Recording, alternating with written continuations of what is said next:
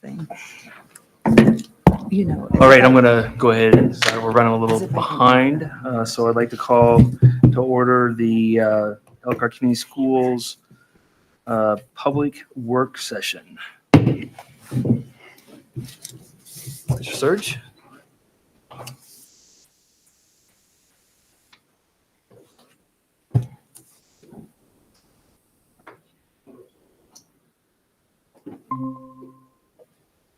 Get a little more room. 3 screens tonight.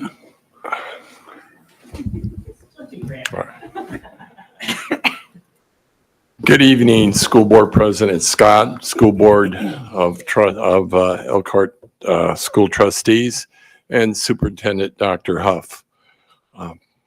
We have a presentation tonight on our scores, our iLearn scores, and a little bit about our SAT scores at the high school.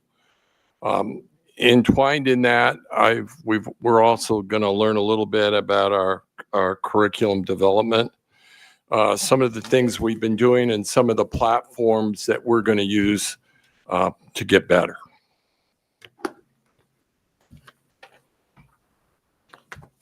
All right. First thing that I want to talk about are what we've done with all the core areas. Our goal was math, science, social studies, and language arts, that we took all the essential standards from each one of those core subjects.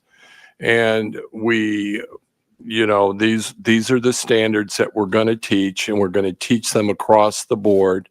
We're going to teach them at Westside. We're going to teach them at Northside. We're going to teach them at Pierre Moran. And we'll, how we're going to do that, we'll get into more detail as we go along.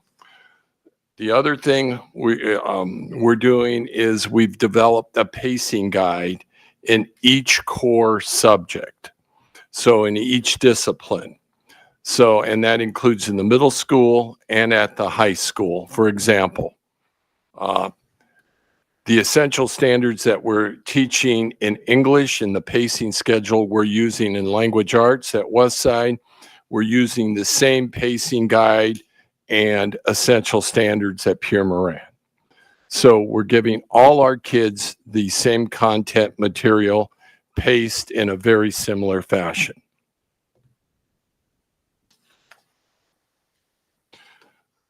We're also using common assessments. We call them common formative assessments, and each content area has developed these assessments in each of the core areas. So we have 4 of them in math, we have 4 of them in science, we've had 4 of them in social studies and throughout the board. And we've also developed these in the core areas at the high school as well.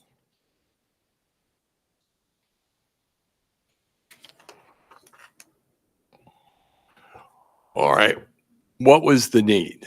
So if you think about it, we have, you know how many subjects or content areas we offer at the high school, quite a few, and how many we offer at each of the middle schools. So we really needed a platform to hold all this data. So all this data now is in one platform, and that includes the common assessments as well. So when we're done with this whole process, and hopefully everything will go well in the fall, because that's when we plan to implement the fall of this coming school year, is we'll be able to better analyze the progress of our kids on a certain number of standards. And I don't want to go into too much detail yet, because Beth Davidson will be joining me, and she's going to really explain the pieces of the platform. The name of the platform we're using is Mastery Connects. And what is Mastery Connects? Well, we're able to house assessments in Mastery Connects. So when we give the assessment, students across the district will be taking the assessment in Mastery Connect, and it will also be graded in Mastery Connect, and that data will almost be instantaneous for us.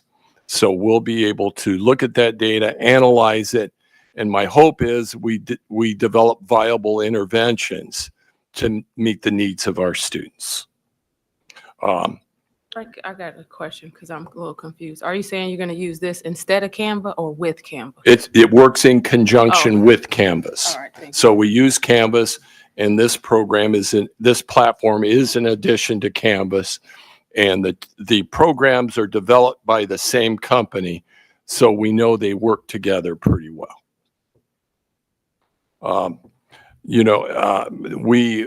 Within this program, we have developed curriculum maps. So we've mapped our curriculum, what it looks like with the essential standards, and then learning targets per essential standards. And now we're able to track the standards, and Beth will explain in some detail how we're able to track all of that data. All right, Ms. Davidson, would you join me up here? This is quick now. Congratulations. Thank you. Good evening, Board President, Mr. Scott, School of Board Trustees, and Dr. Huff, our Superintendent. I might have got that a little wrong, so Frank has already went over kind of the overview, so I'm going to go into a little detail. So I'm going to move all of Frank's notes here. So we're going to look at the assessment process. So teachers collaborate within their professional learning communities, which are PLCs. These are groups of content teachers that teach the same course. So this year, our 7th to 12th grade level courses have created or refined 4 common formative assessments, which are short assessments that they use to just monitor student progress along the way, and 1 common summative assessment, which is kind of a final way to assess their knowledge throughout the semester. So they have either transferred or they have made these assessments within Mastery Connect. And so not only have the teachers used this for their required assessments, but some of them have voluntarily transferred some of their assessments that they use on a daily basis because they've seen the power of the data that Mastery Connect has, and they really value that because it's right in their Canvas course. So the curriculum process, teachers have moved these common assessments that they have made into the curriculum map, which they've also made in Mastery Connect. They have created these maps together in their PLCs. And so some of them, we have throughout the 2023 to 2024 school year, we've started this for core subjects between 7th and 12th grade. And right now we have about 40 maps created. We might have a little bit more. We did some summer work last week. And we are going to work next year to make sure that every course has a curriculum map to make sure that we have a guaranteed viable curriculum for each course. So here's an example of a curriculum map. You can see where teachers broke the standards into units. That's the different colors right there. And then you can see the standards, which you can see TS.1 is a standard and GF.4 is a standard. Teachers will link this into their course, and in their Canvas course, they'll link the curriculum map in their Canvas course. And then when that happens, all of the standards and the units of standards and the assessments tied to the curriculum map will automatically be loaded into their Canvas course. So the Canvas course, like Frank said, that's the learning management system that teachers and students use, if not on a daily basis, almost at a daily basis. So imagine being a new teacher, and with a click of a button, before you even start teaching, you have your standards in your class, you have the assessments, the common assessments that you're ready to teach, so you know exactly how your curriculum should flow. And you have that all in your Canvas course, making it streamlining the onboarding process even more for new staff. So we went over the curriculum process. Now let's look at the assessment, the data over the data reports that we have through Mastery Connect. So Mastery Connect right now offers 5 specific reports. There's one more report. It's a custom report for admin, but that, as it says in the name, is a very customized report, so they can pull really anything they want. And it's getting, I've just heard from Mastery Connect that they're working on even better reports for admin for district and school. So we begin with a broad perspective at the district admin level and narrow it down to detailed individual students reports. So the district admin report, you can see here, you have standards assessed and mastery standards assessed. We have focused transitioning all of our curriculum. So right now we don't have any data to share with you, but we're hopefully next year, Frank can report on some of that data and we can give you how our common assessments and the data that those provide.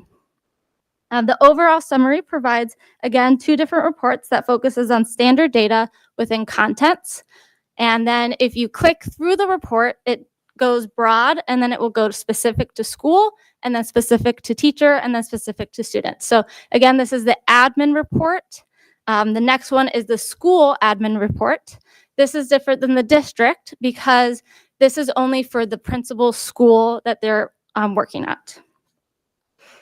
You can again click through to see a summary of all of your math students in the school, or you can click specific to maybe just the 7th grade math teachers.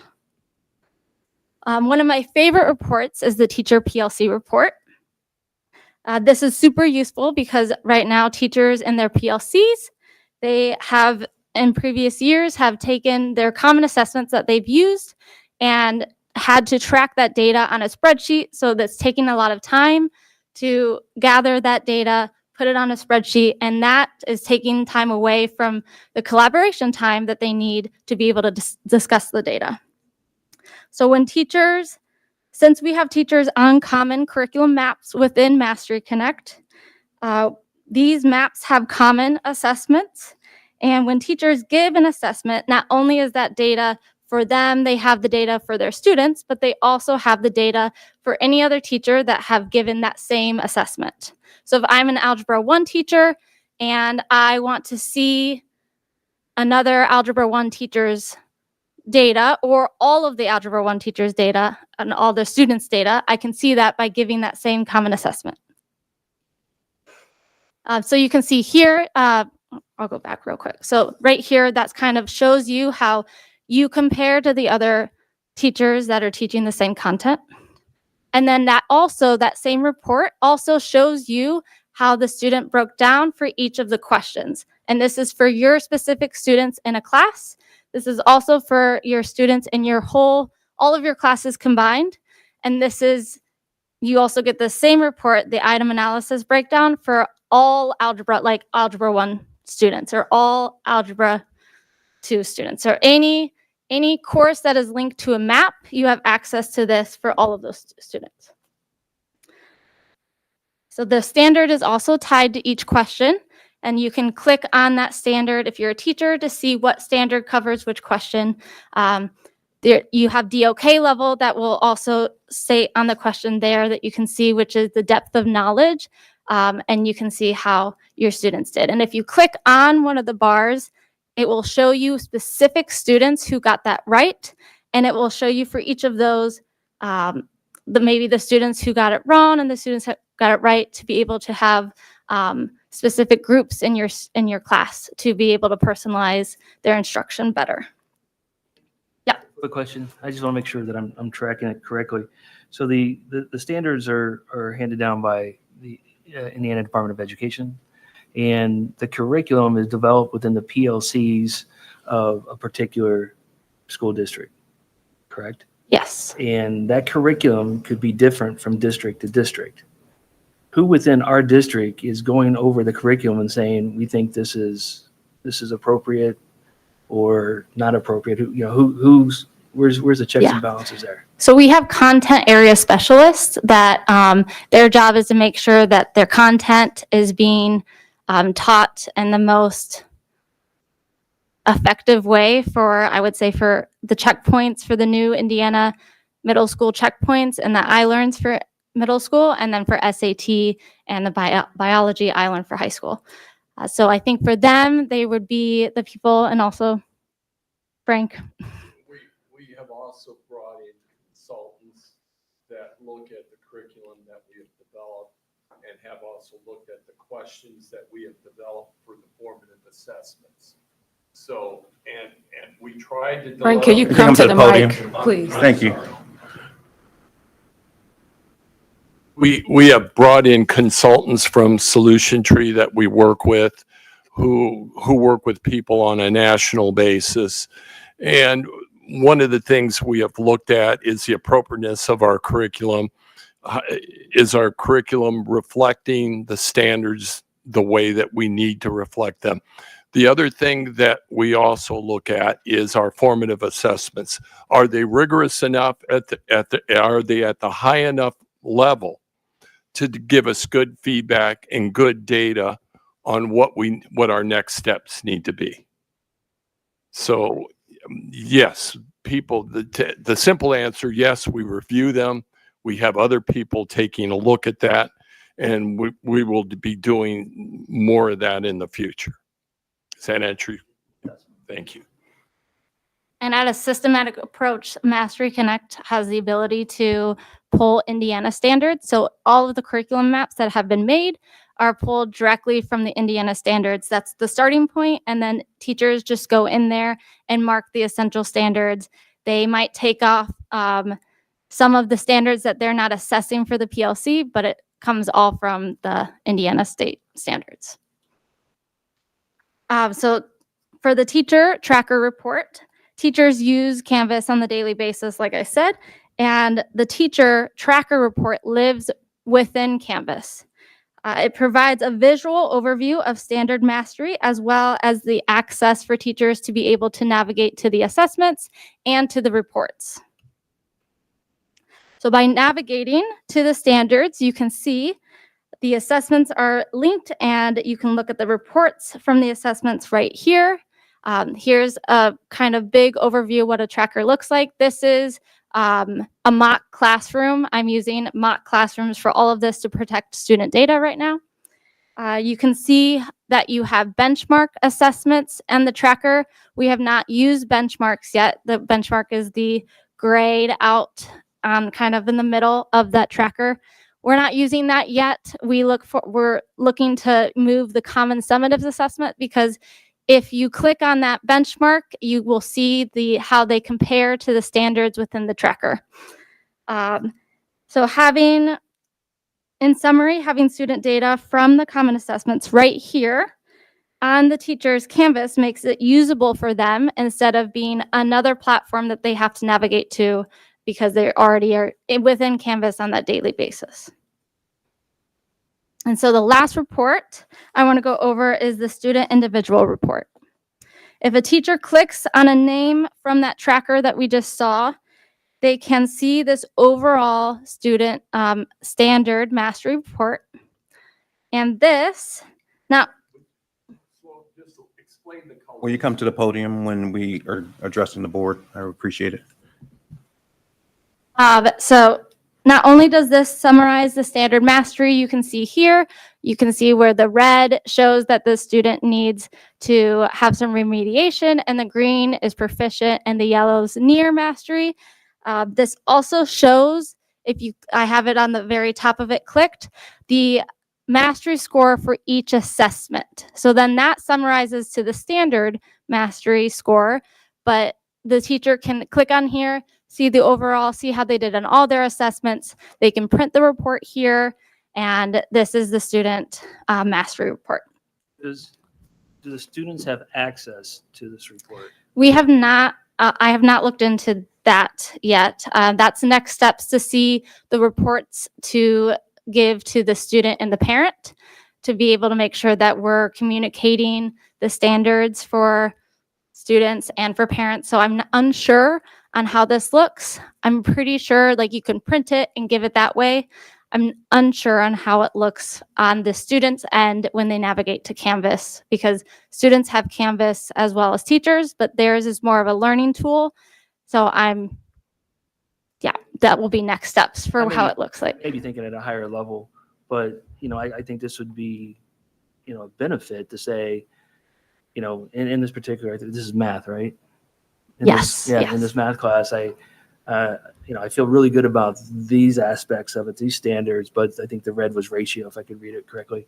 Yeah, I need to go back and look at Yes. ratio because I clearly did not get it. And that I think is the hopefully the future of Mastery Connect. Right now, we're only using this for common assessments, in hope that teachers will add more of their assessments and it integrates with Canvas more fully so that as a teacher, this can have all of my assessment data for my students. And it's a really, really clear picture, I think, for teachers, parents, and students, because it just shows the overall mastery score of the standards.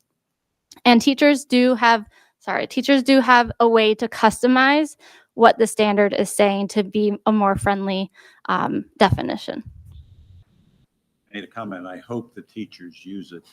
I think we've had a history of getting programs here at the school corporation, and some people use it and some people don't, and then it just kind of falls by the wayside overall. Is there something out here that says everyone will use this? Yeah, so right now, in the terms of the PLC process with the 4 common assessments and the 1 common summative assessment, all teachers are using this. I tracked their use this year to make sure that they went through the process, and I provided help if they were stuck.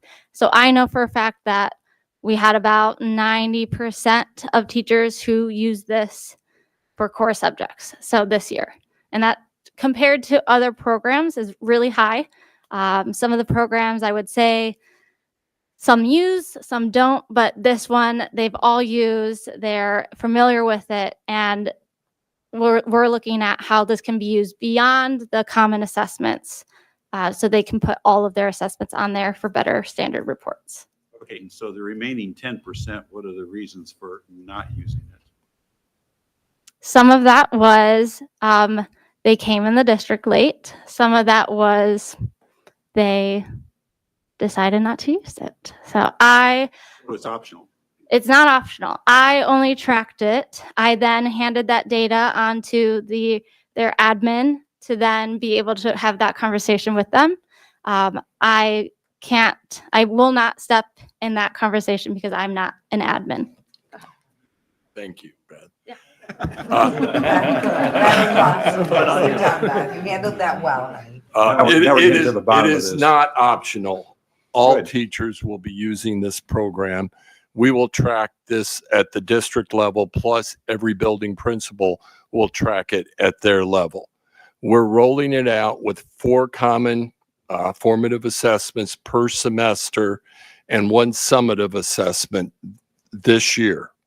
All right. Now, the second semester, we have 4 more common formative assessments and 1 summative assessment again. We'll be tracking that throughout the whole year. Every building principal has been trained in using this platform. They will be tracking that program in their building. And then we'll be tracking it from this office as well. So it is not, they will use it. If they don't know how to use it, we'll make sure they know how to use it. Yeah, can you come back in December and tell us, what the participation rate is, and what We we've certainly done? will. It's All going to be right. 100%. All right, Well, okay. because it'll be part of expectations and evaluation, Doug, so we will have that 100%. We will be at 100%. Well, also, I think I sounds much deeper than that. Also, it's part of our standard assessment calendar. So across the district, we know when these assessments are given. So we know that if a student is not, let's say it's week 9, they're taking their first common formative assessment, we can then go in and have some immediate interaction with that teacher, or if there's a guest teacher in for a reason, we can provide support like, hey, they don't have the credentials for this class, so we need somebody else to cover. So there's some things that I think that some potential barriers that, but I do believe it will be 100% when we get through at December. But also one of the things I want to come back and talk about the report is reason why it's important to have teacher voice in this as well, is that sometimes these reports, depending on how many questions are asked for those particular standards, it may not show the student's true understanding of that standard. So they have to ask it a certain amount of time. So if you only ask, I think my vision is still good. It says 6 RPA1. No, it doesn't say it anymore, but it did say that if it's only asked one time of that student, it would show up that they haven't mastered that standard. That may not be accurate. So that's why it's important that teachers feel comfortable with using this, and that training is also provided for them, so we can get a true representation of how our kids are performing in the classroom. And we want to be supportive of our teachers as well. If there's any issues, we're going to help support them. If we need to provide more in-service on the use of the platform, we're going to do that. We're going to do whatever it takes. The whole point of this is a data-rich program, and the whole point of accumulating all that data in one place is to be able to create an intervention that works within that particular school. Because we may not need the same intervention at West Side that we do at North Side. So this also customizes the type of intervention we come up with for a particular problem area. And this is also key. This is allows us to see how students are performing against grade level content. Currently, we have assessments that kind of go in and out of the grade level, so we don't always get a true picture how he or she is performing at that particular grade. So I think this is a way to make sure that we are having, I don't want to say standardized conversations, but we are looking at questions that are, if they're DOK level 2, and I'm asking a DOK level 1 depths of knowledge, I, as a teacher, can say, hey, we asked the same standard, but we didn't cover it in the same way. We need to go back and ask it in a similar way. So I think this platform will be helpful in those conversations as well. And I can't say for sure if that's happening 100% at this time, but it will happen next year and moving forward. Frank, do we have our baseline data already gathered that we'll be using against this tool, or do we have to go through a data gathering process to establish our initial base and then measure progress from there? Well, what we've done, we do not have a clear baseline on this, because we've developed the assessments through looking at standardized test questions that we've either taken from the SAT or old SAT tests or old NAEP tests. So these questions that we have on this test are our teachers for the for most of the cases were questions we were able to take off another standardized assessment. What we want is, if we're going to give kids standardized tests like the iLearn, we want them to be able to see questions that are like the iLearn, so they become more comfortable with the questions, and and not only comfortable, but our teachers teach those questions in that manner, so our kids become more comfortable in seeing the way questions are presented on a test. Not totally, I didn't totally answer that, but Well, yeah. I think the fact that, baseline is not as critical, because if you're giving as many assessments as you're giving. So that's what's telling us the progress, right? And the key to this is developing that intervention for the kids that don't get it. I mean, we're really getting into developing those interventions. Each building will develop interventions in their content area for those students that don't quite perform the way they need to perform. And so we're not looking at this. We're not picking and choosing. We're looking at this district-wide. This is going to be district-wide data that we're going to look at. And kids are going to be taking the same assessment at whatever school they're in, at whatever Algebra 1 class they're in, whatever Algebra 2 class they're in.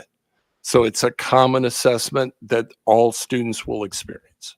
And Mr. Surge, I think that helps with we have a district that has some mobility in it, right? So if I'm coming from West Side and then I'm moving to North Side, I know I can go right in and continue with my learning without any delays and what I can on my reports that belong to me, because it should be student-owned data, right? I think that keeps them on the cycle of learning. So if it's an assessment that's given in week 4 of the month, they will still be able to go. Even if they move from West Side to North Side, they'll still be able to take that assessment when it's due. So student learning it should never stop, but us being able to accurately respond to our students and provide those interventions, I think this will help us when we are dealing with MTSS as well.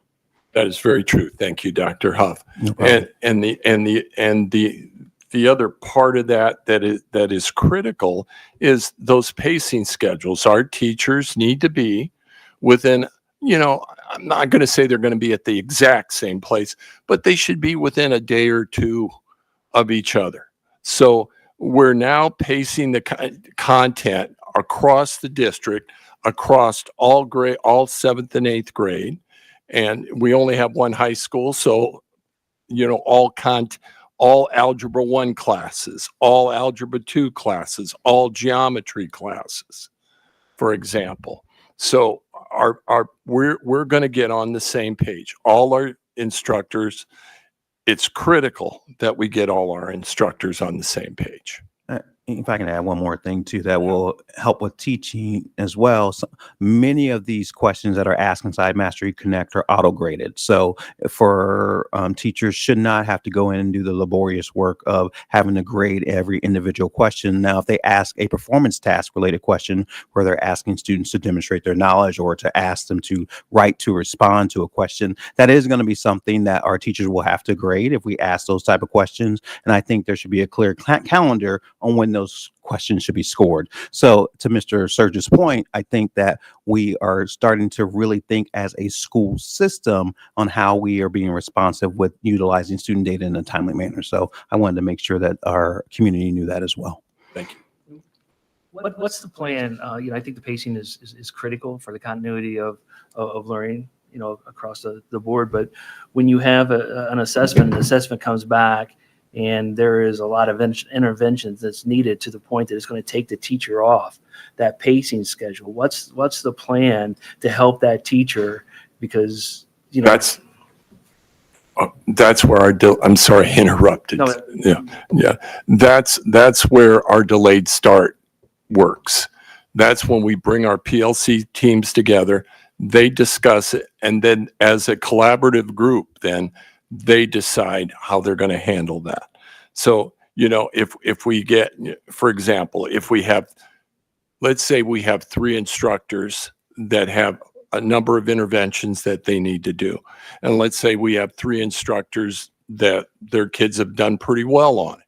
So what we want to do is probably get together, have a discussion, and reach some kind of a consensus where the 3 go back and they do an intervention with their kids.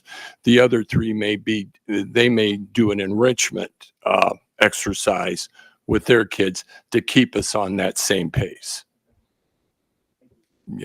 That delayed start is critical in making sure we have good discussion and good conversation among all our staff. I think it's also intentional too, as we build out these pacing guides, that there actually are built in times for remediation weeks as well. And so that way, as teachers have an opportunity to score the work, they get the preliminary data back immediately. They can then use that data to group their kids and then allocate the resources in the building, whether it's a special education para or if it's somebody who is an interventionist, then they can be working with those students that week as well. So I think in a combination of the planning that the teachers do with the early start time, but the actual day-to-day work that our teachers are going to do, this will be timely and much more efficient than what we are currently doing, and have teachers kind of working as single units in some cases, and then they're trying to figure it out on its own. I'm excited because this will help building principals and our staff to better allocate their resources to work together to get those handful of students, even though they're in different classes, to do like work. So I think that will be helpful as well. I agree with that totally, and it informs the instructional process. Now we've got a check now. Now we know we've got something to look at. We're going to develop we're going to develop an intervention. I mean, we're going to do what we need to do to make sure our kids learn. And that's not some of our kids, that's all of our kids. Okay. And part of that pacing guide is we want to make sure we have equity between all our schools and all our kids. Frank, before we move on, did I understand correctly in the curriculum process that the PLCs come together and they kind of tailor their particular course to kind of hit the goal of getting the mastery, right?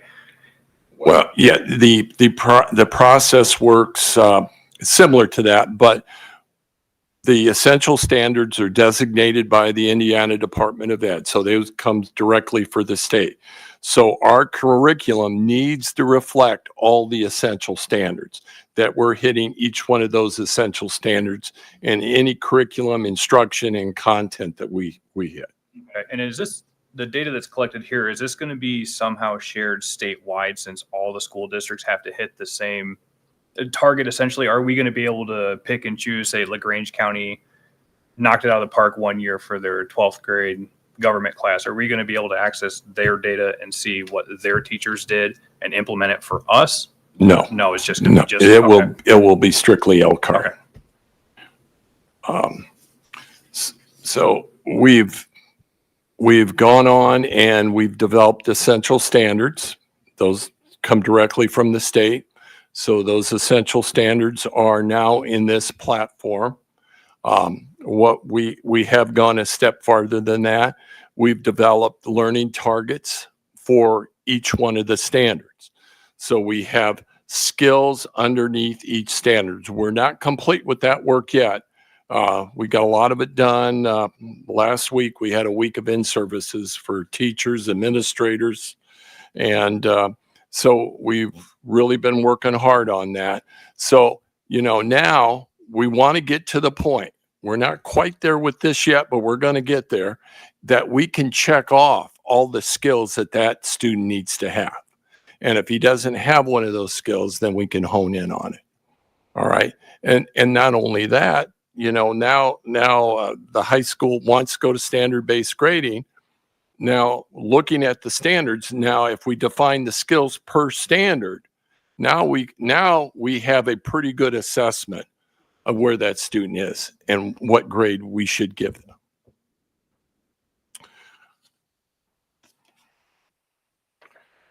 All right, and Beth did a pretty good job talking about the common assessments.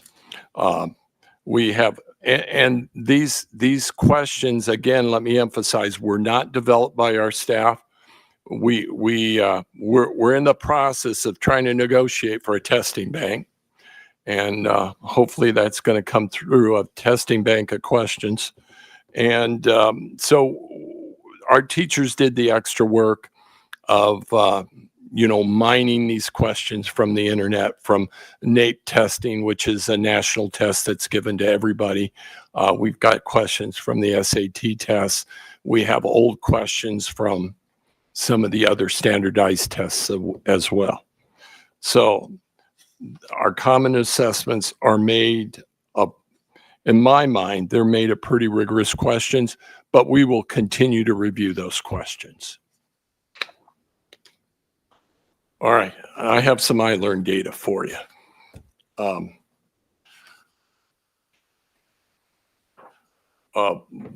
This is looking at proficiency levels in 7th grade math and language arts. And this compares 23 to 22, 23 to 23, 24. If we look at the ELA bar, we made, I'm not going to say it's a lot of improvement, but we did have about a 2% increase in the number of kids that were proficient. If we go over to look at the math scores in the 7th grade, we have a 3% increase in proficiency. And these are average scores across the district. These include all 3 middle schools.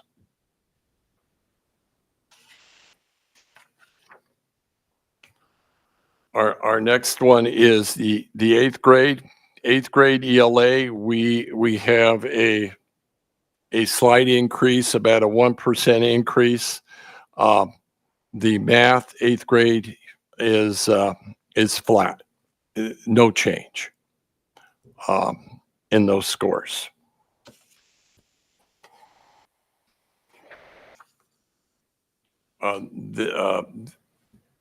The next bar graphs represent number of students approaching proficiency.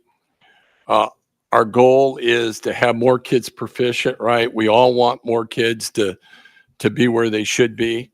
And the other goal is to, all right, let's move more kids up. Let's get more kids approaching proficiency. So if we increase the top, we want to increase the next level down as well. So in the seventh grade, it looks like that's happening. We have a 2% increase in English and language arts, and we have a 3% increase in math. These are our eighth grade. Unfortunately, this is the only dip that we have in our charts. Wait a minute, there we go. So we do have a little dip in the eighth grade language arts approaching proficiency, but in math, we have a small increase there.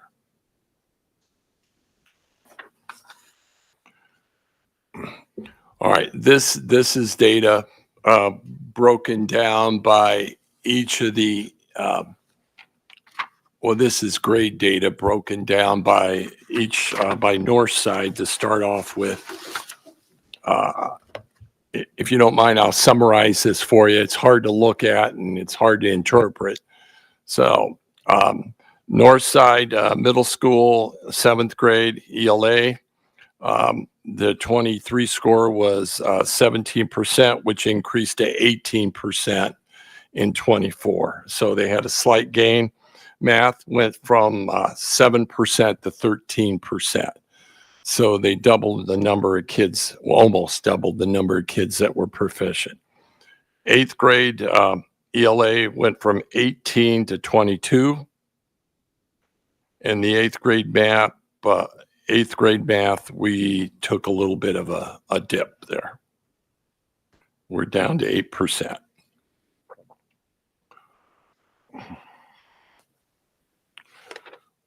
Next school is Pure Moran. Seventh grade ELA at Pure Moran, 23 score was 16%. That went up to 18%. The math scores were 9%. That went up to 14%. Eighth grade ELA, we have a slight dip there from 22 in the eighth grade down to 20. And math went from 18 to 12%. I'm still looking at that data myself to try to make a little more sense out of it. West Side's data, seventh grade, ELA scores went from 30 to 31%. The math went from 28 to 32%. Eighth grade, we saw an increase of 28 to 32%. That's almost a 4% gain. And in math, we went from 19 to 26%, which is a 7% gain, which is pretty significant. All right, this is just all the schools listed. I've summarized the data for you already.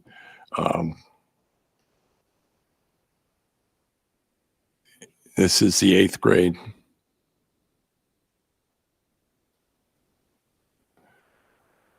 This is seventh grade or eighth grade. All right, here we go. Here's the high school data. And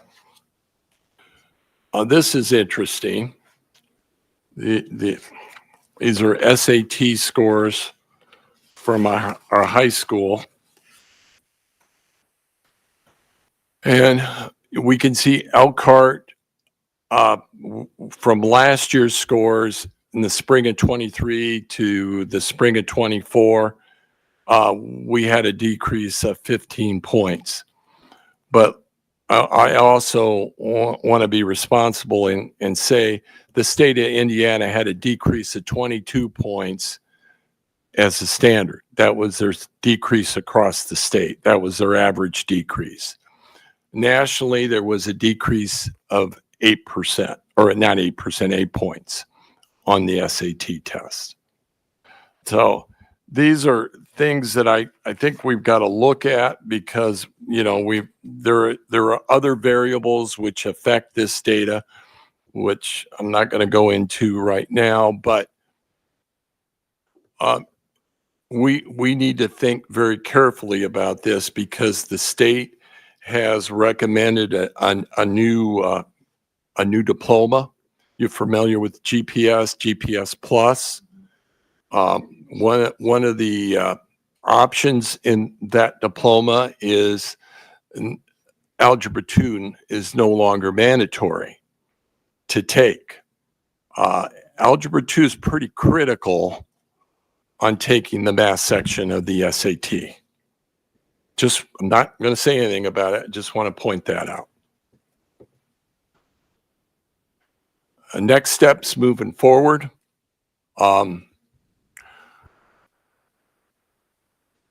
We have a curriculum map with essential standards. We have pacing guides. All of these are in Mastery Connects.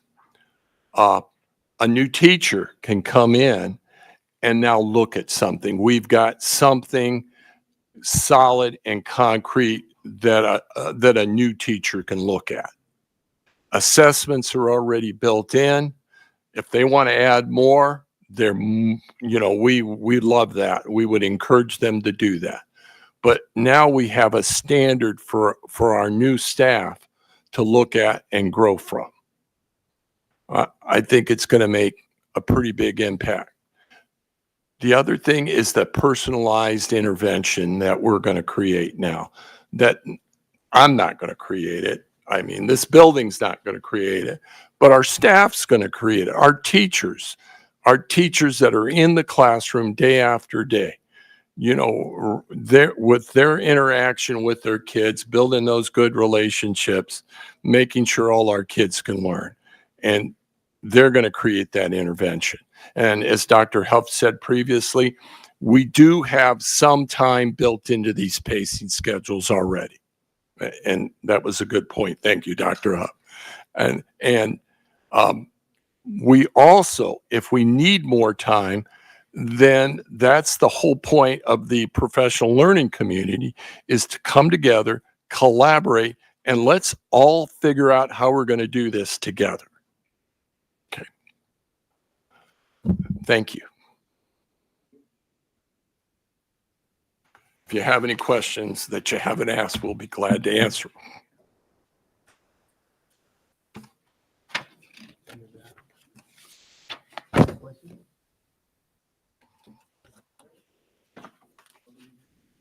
Thank you, Mr. Surge. Appreciate it. Thank you.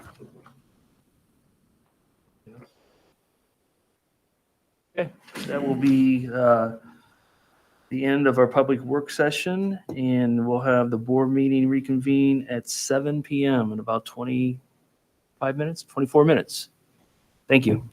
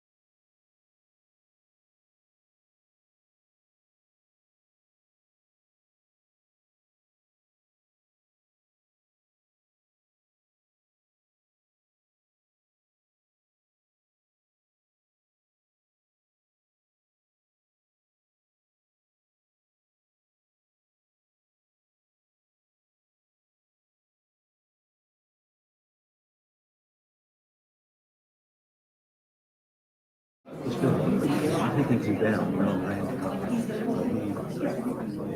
Anyway, we'll have to chit chat. What on?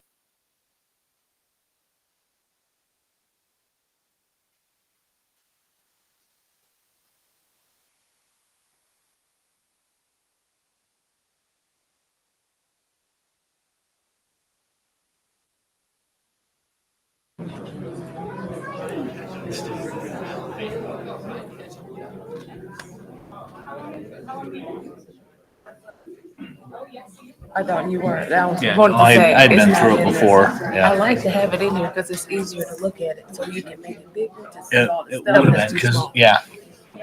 I was like, Jeff could not lean for it. You're not gonna be able to read. I'm just gonna move my chair around that side of the I was desk. like, you lean over anywhere, you're gonna be on the other side of the table. It makes me look like I'm really engaged.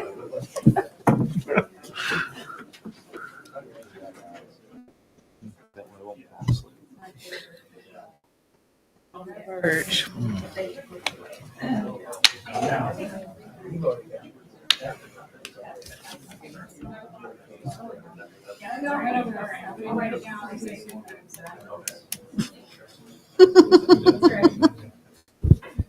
If anyone's gonna have 4 years ago, I did. Yeah, I was gonna say, if anyone's gonna have one. Here we go.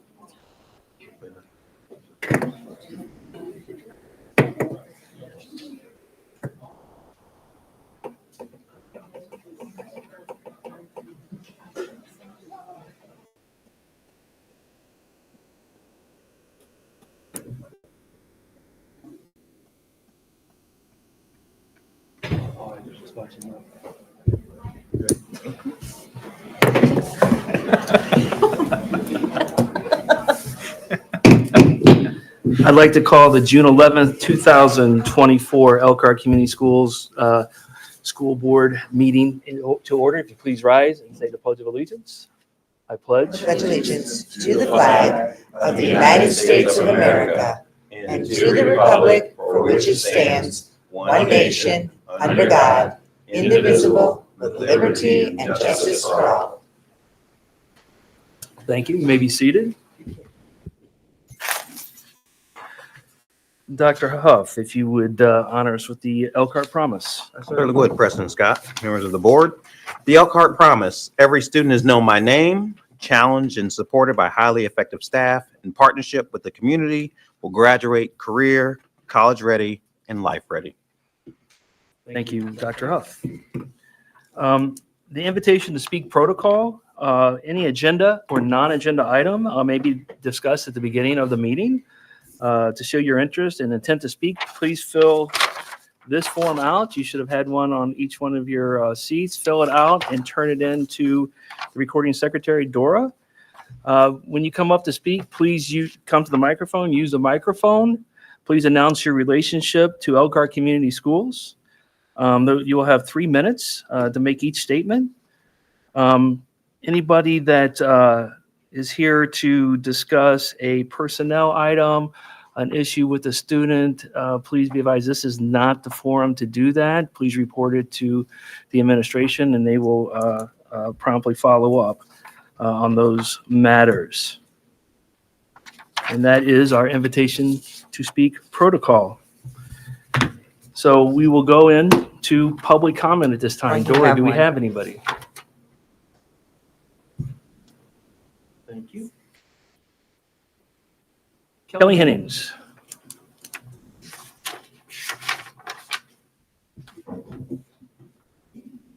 Good evening, everyone. Thank you for having me. I'm Kelly Hennings. I am the co-founder of I Am We, which is at Elkhart Community Schools. I Am Woman Enough.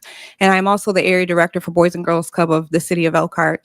I was invited here tonight by a student for advocacy. And I just want to say thank you for Elkhart Community Schools allowing me to work with all students and to fight for all of them day in and day out since October 16th. And I'm grateful for the opportunity to let you know that you've given me many exceptional learners, and not all of them have handicaps and disabilities. Some of their genius is what is being put to the challenge in this season. And so I want to encourage all of us to look at the students that we have and encourage them to continue to advocate for themselves, which is why I'm here today, because one of my mentees struggled with advocacy. That was a place where I would have given her a C- instead of an A+. And so tonight I'm standing here to let her know that I support her and I support all the youth of Elkhart County. And I hope that together we can fight the good fight of faith and let them know that there are adults that will back them, that will stand for them, and that will encourage them no matter what issues come up before them. And as we're fighting for the students in Elkhart, they need to know that their voices will be heard and that their voices matter, and that there are people that will stand and support them and push them to the finish line as they go on to do greater works outside of Elkhart. That's what I had to say. Thank you, Kelly. Dora, do we have anyone else? Seeing none, we'll move on from public comment. Next on the agenda is Aaron's Excellence of Elkhart. Aaron.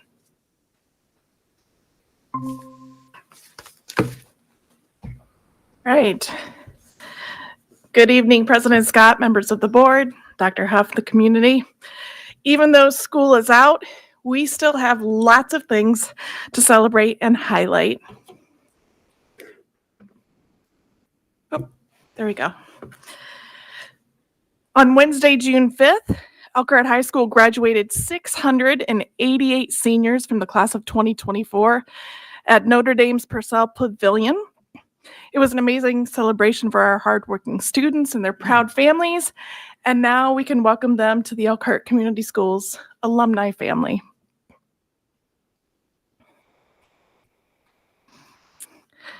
So reading is foundation, reading is foundation for all education, and now that it's summer break, it's even more important for the families to keep those reading skills sharp. This past spring, we rolled out our first ever district-wide reading initiative called Elkhart Builds. The cornerstone book for that was called Someone Builds the Dream, and it was chosen because of Elkhart's focus on industry. Our community partners also love the connection with that book, and so the community partners Elkhart Public Library and Wellfield Gardens chose that book for the Wellfield Gardens Story Walk. And last week they invited Elkhart Schools administrators and their families to participate in the inaugural walk. The author of the book, which you can see front row, third one in, she also was there, and she got to walk with us and explain her book at each of the stops, kind of the behind the scenes thoughts behind the content and the illustration. And then she also signed the books for us as well. At Elkhart High School, each year, Mr. Henderson's class has the opportunity to take part in his initiative that he's created called A Walk in Their Shoes. And those students volunteer for a minimum of 20 hours a week, a minimum of 20 hours working with children, elderly, and those who are unhoused. And this is just another great opportunity for the kids to be able to learn how to invest in their community and how to make the world around them a better place. And then at Beardsley Elementary, Mr. Clemens' met regularly with the fifth graders during lunch. They talked about polite manners, self-respect, and what it means to be a professional. And they wrapped it up by celebrating with a final day where they dressed up in their best business attire. And so we're starting our future business leaders very, very young. The United Theater class at Elkhart High School teamed up with the Adolescent Development class of future teachers to decorate Elkhart High School sidewalks for the final day of school in honor of the seniors that were graduating at the time. All right, and our entire community is proud of the Unified Track Champions. They are the first team to win a state championship since the high school merger. So they are here tonight, and we're excited to congratulate them on that. We also had boys track team members who did really well at state as well. Trenton Harris placed 7th in the long jump, and also the 4x800 boys team placed 3rd. That team was composed of Max Huckleberry, Jackson Azell, Otto Richter, and Max Malloy. They also set yet another school record by running 7 minutes, 54.38 seconds. And this next slide is a little bit old because at the time of putting this together, Stephen Webb qualified for state, but he actually has been competing today and he's doing really well, and he wraps up tomorrow. So he's representing Elkhart High School down south today in Indiana. Our summer camps are in full swing. This week we got to have girls for the girls soccer. We also had girls for the softball. So the future athletes are learning a lot, making some great memories. And then finally, we've got two events coming up. June 12th, the Tim Bringle Awards. That is the Male Athlete Award. And we just had a former Tim Bringle winner announced for the New York Jets today, and that he's being honored for the Indiana Football Hall of Fame. So Tim Bringle winners are highly revered. And then also June 19th, Catherine Wolf is the Female Athletic Awards program. And as always, follow our social media pages, and we will keep you updated with all the things happening. Thank you. Thank you, Erin. All right, next on the agenda, very excited for our moment of pride. We have Lindsay Cox and our state championship unified track team. Good evening, Board President, Mr. Scott, and the members of the board, and Superintendent Dr. Huff. It is my great pleasure this evening to introduce to you the coach of our state champion unified track team, Mr. Todd Sheely.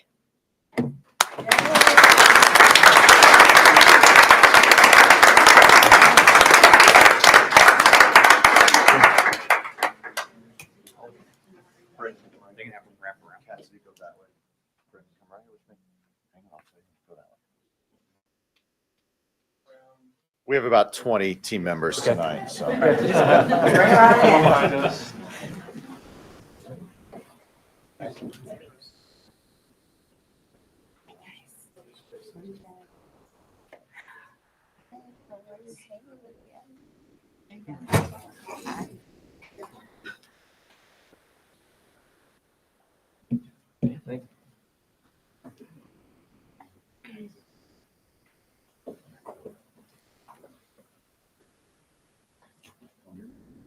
Brennan Crouch.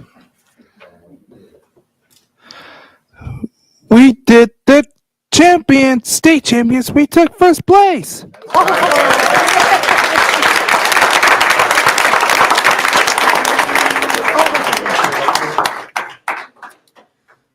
I think Brennan sums that up pretty nicely, if you ask me.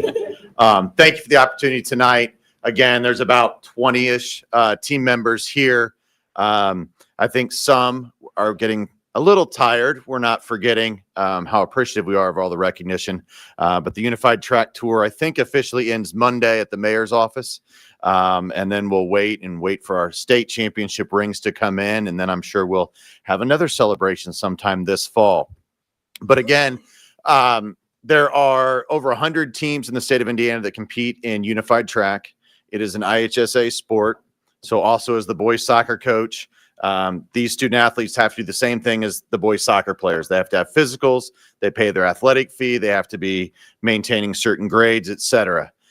So that state championship trophy that Drayton and Colin is holding in the picture in front of you, that's the same state championship trophy that a football team, a volleyball team, or a basketball team would hold, other than it says unified track. So it's important for me to make sure that everyone understands that it is an IHSA sport. It's just a little different in terms of combining students with and without cognitive disabilities together. You don't know when we go to a meet. The only people that know who your students are with cognitive disabilities are the coaches. You run against or throw against or jump against what's called likability. So we have a student athlete who runs a 19-second 100, and he wins the 6th and final heat of the unified track meet. He gets us 10 points. The same amount of points as the person who won the first heat. We had student athletes. Tamari got second in the first heat of shot put. He got us 8 points. Aaron got second in, I believe, the fourth heat. He also got us 8 points. So you're competing against likability. But for us to be able to represent Elkhart and be the first, I think is very special. I think as we continue to talk about the inclusion revolution and showing more empathy over sympathy, and I am a big believer that the more empathy we can show doesn't mean we don't need to show sympathy. But if we can invite those that have fallen to join us at lunch instead of just saying, I'm sorry you fell, I think our school system will increase not only inclusion, but I think it'll soften our hearts and make us a better place, not only for the student athletes, but for us as adults. I think these kids champion what it means to be in education-based athletics.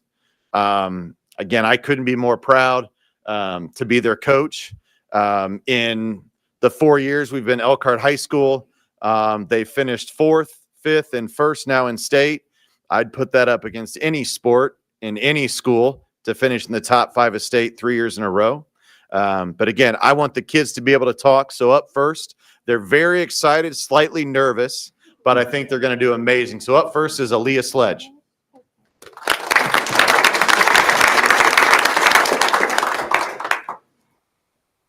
I'm Aaliyah Sledge, and I participated in Unified Track for 2 years, and I did shot put in the 400. I'm also a graduate. This was my last year, and I'm so sad. I wish I could do it again. But my whole high school experience wasn't the best, but once I joined my junior year, it definitely changed my life, and I was part of a family, and I couldn't be more grateful for it. And being able to end the season with a state championship with my family, I so say, was a blessing, and I wouldn't trade it for the world, and I would love to do it again. It's I don't want to cry. It's just really emotional because you build bonds with people you never thought you would. And Coach Sheely said at the beginning of the year that you talk to people you never thought you'd talk to, be friends with people you never thought you would. And it's true. And I recommend everyone to try it. And I remember at the beginning of the year going to Brian's office, Coach Brian's office, talking about how we wanted our numbers to go up, and he printed off QR codes to sign up. And a month or two later, we were talking about how there were so many kids joining because from last year there wasn't that many, and we were worried about that. But it was a great turnout, and I love this season, and I love everyone on this team.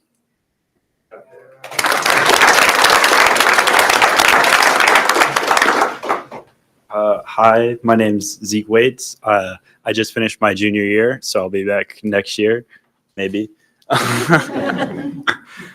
This is my second year in Unified Track, and since joining it, I've felt, I guess, wanted. It feels really great to have people care for you and stuff.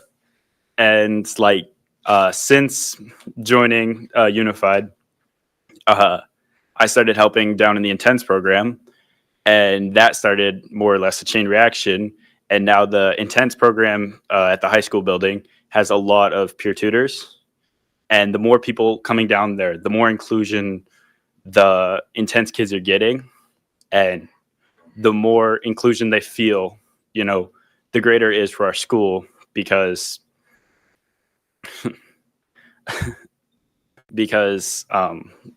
what is it? The way everyone's supposed to be, together, like Sheely said, as a family, it's really, nice to know that everyone cares for you. And seeing Brennan in the hallway, just saying, "Oh, hi Zeke," or "Hi this," or "Sup, how are you?" It's just a great feeling to know that everyone, likes seeing you and they want to see more of you. And it's just, probably the best feeling I felt in high school.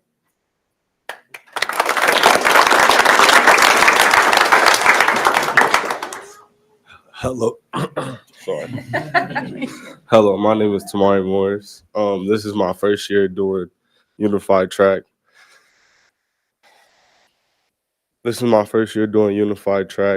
And I just want to start off with saying it was a great experience. It was an experience that I would like everybody to experience. just to start off with, like, me coming from like so many different sports, playing basketball, football, doing regular track, like doing traditional track. Sorry about that. It's just like a different experience to come here and create a bond with, like, you know, kids that you never thought that you would create a bond with, like people that overlook over these kids when you walk in the hallway, like people that, you know, you could stop in the hallway, shake their hand, say, hey, how's your day going, just to like lighten up their day. And I mean, Unified Track is really where it is. And I'm just so glad that Mr. Sheely could just sit down with me and just be like, come join Unified Track, because if it wasn't for him, I probably wouldn't even be on the team. And I just want to say I'm glad that we won state, and I love every single last one of you guys.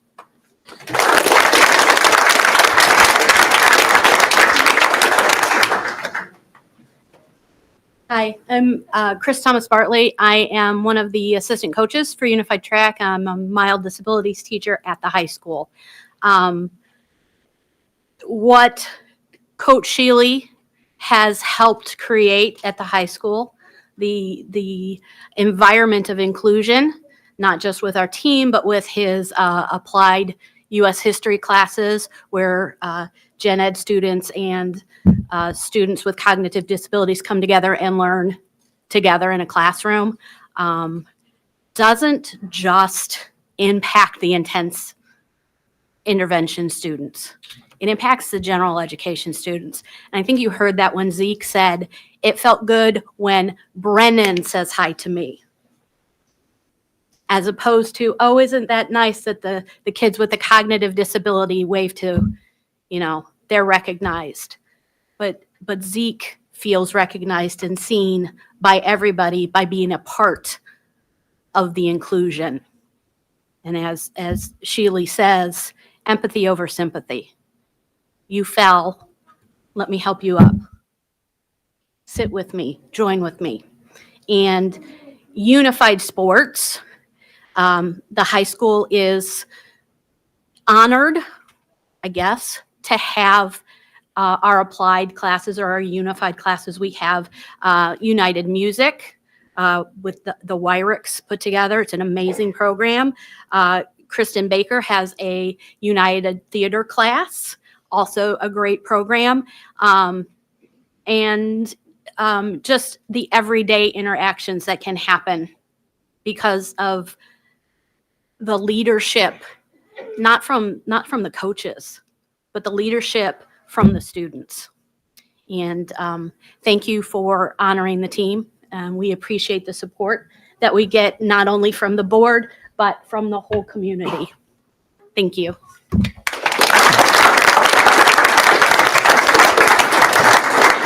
I'll wrap this up really quick. Again, thank you for the opportunity, for not myself, but Coach Bartley, but for the student athletes to speak. I think it's a testament. Do me a favor real quick. How many of you went down and helped in Mr. and Mrs. Knowlton's class at any point this year? Any point? Yes, Drayton, that's you. Okay, so I know of a couple that aren't here that did that. So there was 4 or 5 hands raised just right now. So the fact that these students, it may start with a sport, but that happens in a lot of our worlds, right? Sports can create, fill in the adjectives. For us, what this sport is creating is student athletes that recognize, you know what, I may want to become a paraprofessional one day. I may want to become an intense intervention teacher. I'm guessing that you don't have tons of people applying for intense intervention jobs, but maybe some of these students can be the next ones, right? And if we can get those contracts filled out, I can get those signed now. So when they get done and graduated and get those degrees, we can get them back here in Elkhart, not only as state champs, but as people willing to give back. So again, thank you for the opportunity. We appreciate it. If anybody has questions or doesn't understand something, I'm happy to answer those quickly or briefly, and then everyone can continue on to their Tuesday evenings. Yeah, is there any chance that we can get a unified picture? You're kind of well spread around here, and kind of, I know Aaron's looking at us over here, and yeah, we can go maybe behind, and we can be to the side. Around the TVs. Around the TVs? Yeah. Okay. Yeah, kind of. Team come around in front of the TVs. Put a few rows, and somebody might have to kneel in the front there. Sorry.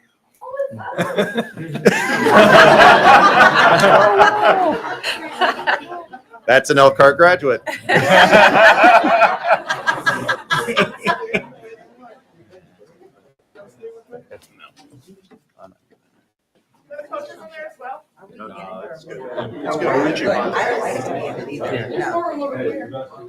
There you go. Yeah, Kamari, stop trying to be. Oh, we're just getting out of the pit. Aaron, down a bit.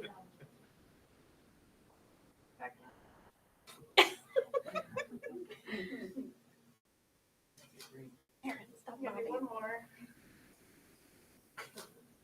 All right, thank you. Thank you.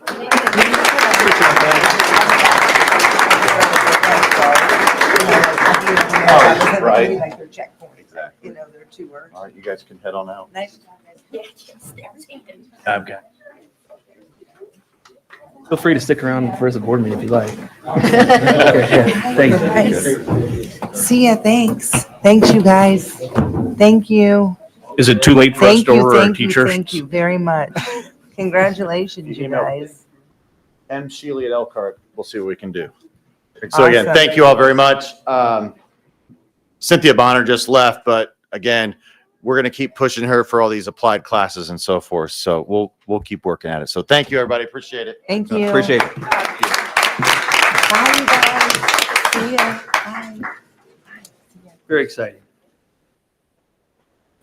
All right, so we'll go right from that great moment to the consent items on the agenda. Do I have a motion? Motion. I have a motion and a second. Do I have any discussion? All right, here we go. So we want to say not only a special thank you to Rocky Enfield for the senior gift. So some of you don't know at graduation, he donated $1,000, which I did say that a couple weeks ago, but the gift was very cool. So here he is again, $250 that he donated to our back to school university. This one is amazing. Jennifer Knopfsinger, well, they're all amazing, but Jennifer Knopfsinger donated an eye gaze device. Usually Tony England or somebody is here to discuss what that is, but it's a device that will be used in the special education department, and it has a value of $14,000.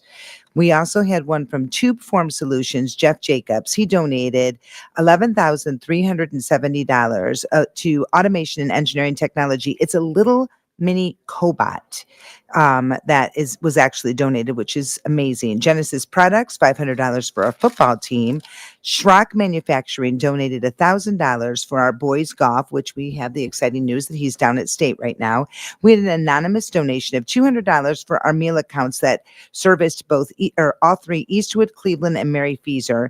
And then Gates Automotive Group donated $600 to the schools for their community end of the year middle school picnic. So that is a huge gain on behalf of us from the public. Again, our community is amazing. And then celebrating some retirements, Luann Burlingame with 25 years as a fax teacher, which is a sad loss for us, but a great career that she had.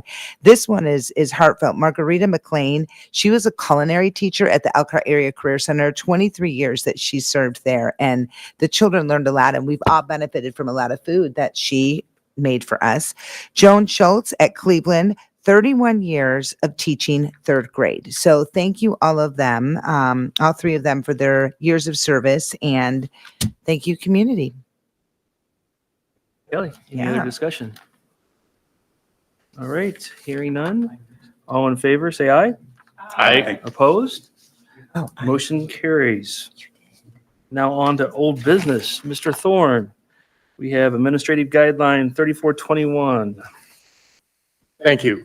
President Scott, members of the Board of Trustees, Dr. Huff. This evening, the administration is bringing to you for further review a proposed new administrative guideline related to the continuation of the school corporation's longstanding practice of engaging in regular discussions with Elkhart Teachers Association regarding topics of concern which impact the district at large. The historic venue where this discussion occurs is our Professional Relations Group, or PRG. It should be noted that PRG does not have any authority to make changes to the contract between the school board and the Teachers Association, nor does it have the authority to settle grievances which arise under the master contract. The proposed guideline provides a structure for continued discussion and also provides a structure for the continuation of that practice at our building levels so that we're resolving issues of concern at the lowest possible level at the building level rather than always elevating those to a district level conversation. Bringing this tonight for further review and consideration. If you have any questions or comments related to the guideline, please let me know. Questions, discussion? Thank you, Mr. Thorne. Thank you. Nothing further under old business. Seeing nothing under new business. We'll go right to information proposals of Dr. Huff. Thank you, President Scott, members of the board, community. Lots to celebrate over the past 2 weeks. I would be remiss if I didn't say thanks to everyone who had anything to do with graduation last week. It was an awesome experience to see our scholars not walk across the stage, but more importantly, the amount of lives that they're going to impact once they leave Elkhart Community School. So I just want to say thank you to our high school team. They did an outstanding job, and also anyone who came to support our scholars. Additionally, I want to share with the community today. I had an opportunity to talk about Elkhart Community Schools with the Kiwanis Club here at the Aquatic Center. Aquatic Center is a beautiful place. I need to join there at some point. But it's really nice to brag because I feel like we have a lot of momentum going on in our school district. One of the things I share with them today, even though it's preliminary data, in our iRead metric, I see us exceeding that by at least 7%. From last year. So I'm very hats off to our elementary team. And looking at our iLearn data we talked about tonight, if you break it down from 3 through 8, where our scholars take it from 3rd grade all the way up to 8th grade, 10 out of 12 opportunities to show growth or improvement in proficiency. Looking at alone, we actually made improvement in those areas as well. So I look forward to seeing what our final data looks like on both those assessments. We're off and running with summer school. We have lots of kids who are experiencing all the things that Elkhart has to offer with our community partners, and also at our 2 locations at Roosevelt and Beardsley. Our first 2 days, we got off to a pretty smooth start. And also we have it at the Hawthorne for our PACE Academy students as well. So I've heard nothing but good things about our summer experiences. And again, thank you for our team for creating those opportunities with our community partners. But last and not least, I think Aaron mentioned that we do have a famous, I'm sorry, Mrs. Wagler.